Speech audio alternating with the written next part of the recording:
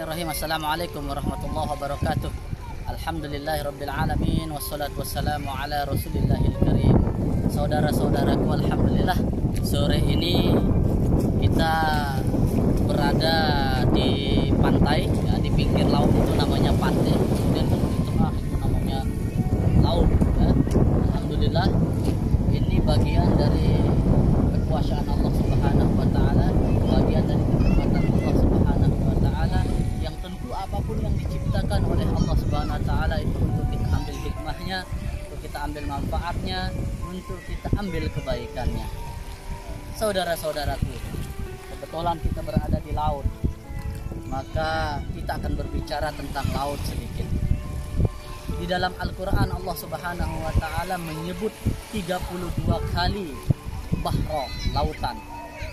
Dan Allah di dalam Quran menyebut 13 kali tentang daratan.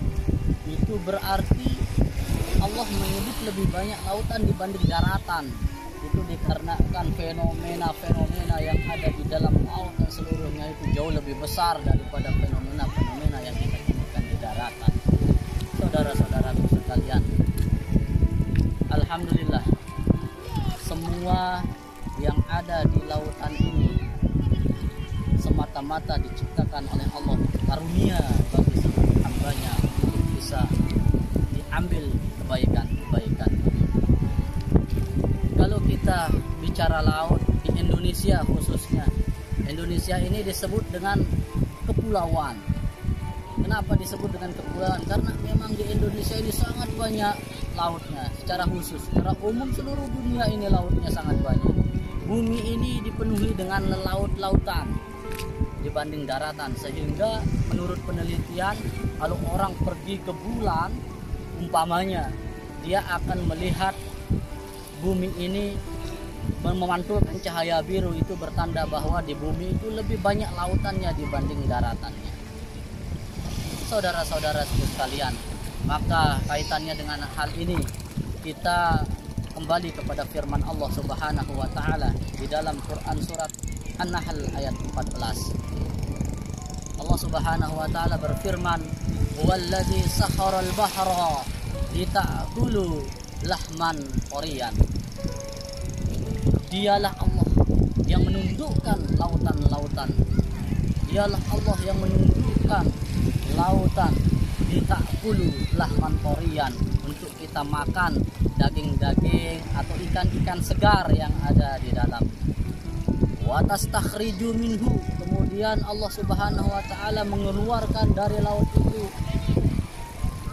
hilyatan, yaitu perhiasan-perhiasan, talbisunaha, untuk bisa dimanfaatkan dan untuk bisa dipakai.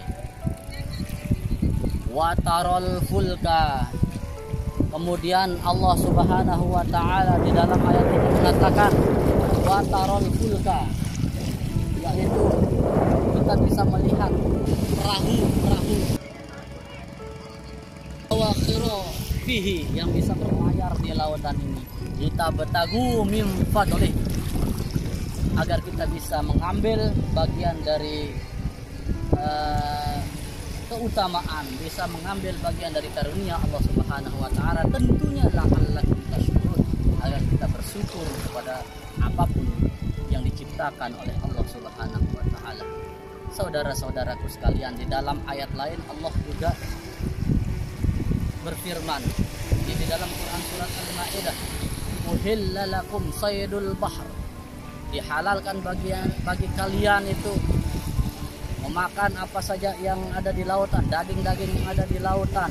Wa ta'amuhu, kemudian memakannya apa saja.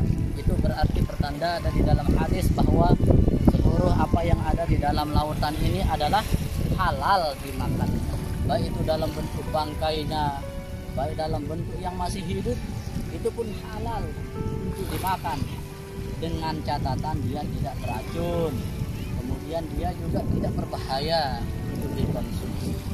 Saudara-saudaraku sekalian, alhamdulillah dari apa yang saya paparkan dan sampaikan ini mudah-mudahan bermanfaat, bisa kita memetik dari apa yang bisa dikaruniakan oleh Allah Subhanahu wa taala, terutama untuk merenungi kekuasaan Allah, ayat demi ayatillah, khususnya lainnya dari lautan yang diciptakan oleh Allah Subhanahu wa taala.